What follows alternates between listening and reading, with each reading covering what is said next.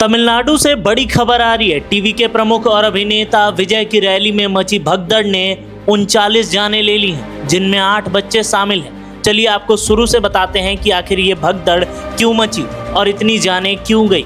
करूर चेन्नई से लगभग 400 किलोमीटर दूर स्थित है। यहाँ विजय की एक रैली होनी थी। कार्यक्रम का समय 12 बजे रखा गया था। समर्थक, महिलाएं, पुरुष, बच्चे दोपहर से ही मैदान में आने शुरू हो गए थे। कई लोग बताते हैं कि वो घंटों से विजय की एक झलक पाने के लिए इंतजार कर रहे थे। प्रशासन ने इस कार्यक्रम के लिए 10,000 लोगों की आने की अनुमति दी थी। पुलिस की तैयारी भी उसी आधार पर थी, लेकिन वास्तविकता अलग निकली। करीब 27,000 लोग वहां पहुंच गए और यही वास्तविकता भारी पड़ गई, जिससे भगदड़ मच गया और 39 लोगों की जानें चली गईं। घंटे बीतते गए, भीड़ बढ़ता गया। सूरज जैसे ही ढला, भीड़ की थकान भी बढ़ती गई। इसी बीच समय पालन सबसे बड़ा मुद्दा बन गया। रैली दोपहर 12 बजे तय थी, लेकिन विजय करीब शाम 7 बजे के आसपास वहां पहुंचे, यानी लगभग 7 घंटे देरी। इतने लंबे इंतजार में जब भीड़ अपेक्षा से कई गुना अधिक हो, तो ये दबाव, धक्का मुक्की और आगे पीछे होने की कोशिश करना ये स्वाभाविक तौर पर है।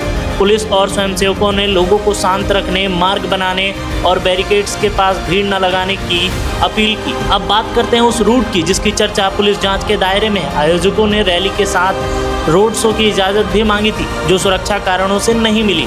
इसके बावजूद पुलिस के अनुसार विजय का रैली स्थल पर पहुंचना एकदम रोड शो जैसा बन गया। काफिलों में सैकड़ों कार्यकर्ता शामिल थे। सड़क किनारे हजारों समर्थक उमड़ पड़े। नतीजा, रास्तों पर भीड़ की वजह से यह समीकरण बिगड़ गया और ये बड़े भगदड़ में तब्दील हो गया। प्रत्यक्षदर्शियों के मुताबिक कुछ समय के लिए जनरेटर से चलने वाली फ्लड लाइट्स भी बंद हो गई। लाइट जाने की वजह से भीड़ में घबराहट पैदा हुई। लोग इधर उधर भागने लगे।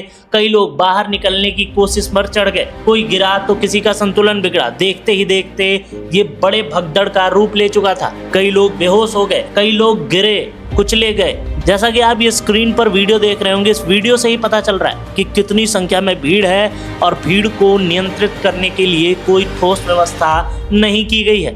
घटना के तुरंत बाद पुलिस और स्वयंसेवकों ने भीड़ को पीछे ढकेल कर रास्ते बनाए। बेहोश और घायल लोगों को निकाला गया, एम्बुलेंस चलाई गई और जब लाइट आई तब स्थिति को थोड़ा नियंत्रित किया गया।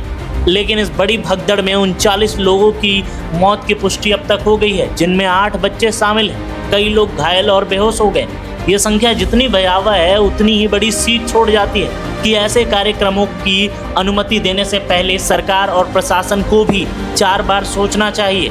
अब बात करें आधिकारिक बयानों की, तो तमिलनाडु के प्रभारी डीजीपी जी वेंकटरमण ने कहा कि विजय के आगमन में लगभग 7 घंटे की देरी हुई, जिससे भीड़ बेकाबू हो गई। मुख्यमंत्री एम.के. स्टालिन ने स्थिति को चिंताजनक बताया। राज्य सरकार ने मृतकों के परिजनों के लिए 10-10 लाख रुपए मुआवजे की राशि घोषणा की है। विजय ने सार्वजनिक तौर पर गहरा दुख व्यक्त किया है। कहा कि दिल टूट गया है, यह एक असहनीय और अकथनीय पीड़ा है और उन्होंने घायलों के शीघ्र स्वास्थ्य होने की प्रार्थना की। अब आपको ये बता दें कि इस हादसे में जांच किन बिंदुओं पर होगी। तो सबसे पहली जांच होगी अनुमति बनाम वास्तविक भीड़ की, यानी कि जितनी अनुमति थी 10,000 की, उसके अनुमति के बावजूद 27,000 लोग आखिर वहां पहुंचे कैसे?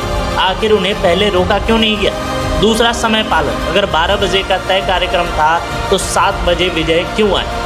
इतने लंबे अंतराल में भीड़ की सहन शक्ति घटाई गई, इधर उधर खिसकने की प्रवृत्ति बढ़ी, जिसकी वजह से ये इतना बड़ा हादसा हुआ। पर बड़ा सवाल यह है कि आखिर ऐसी रैलियों में जब ऐसी घटनाएं होती हैं तो इनकी जिम्मेदारियां कौन लेगा?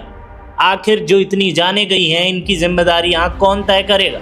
ऐसे बड़े आयोजन में भीड़ प्रबंधन कहाँ था? अनुमति संख्या, कार्यक्रम का समय, इन सब पर निगरानी किसकी थी? आप इस पूरे घटनाक्रम पर क्या सोचते हैं? अपनी राय वीडियो के कमेंट सेक्शन में जरूर दें।